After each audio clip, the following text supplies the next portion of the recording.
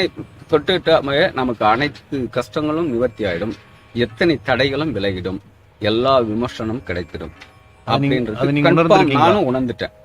உணர்ந்ததுனால தான் தொடர்ந்து அந்த உங்களுக்கு அந்த மாதிரி ஏதாவது ஒரு அபூர்வம் இந்த மண்ணியை மெரிக்க முடியாத அளவுக்கு இக்கட்டான நிலைமை.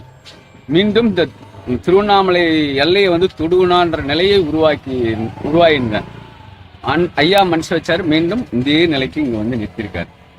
ஒரு 15-16 ஒரு பெரிய கடல் இக்கட்டுல மாட்டிட்டு இங்கிருந்து கோயம்புத்தூர் வரைக்கும் போயிட்டு திருப்பூருக்கு அந்த லைன்லயே 6 மாசம் இருந்தேன் தலைமறைவா, அதாவது கடன் தாங்க முடியாம.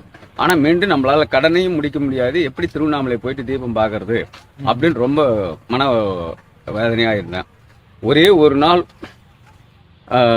ஜஸ்ட் ஒரு நிமிஷம், எது நடந்தாலும் அதை ஏத்துக்கோ, கடன்காரன் கேட்கறாங்கன்றதுக்காக நீ ஒளிஞ்சிட்டா இல்ல ஒதுங்கிட்டா முடியாது, தீபத்தை நீ பார்க்கணும் அப்படின்னா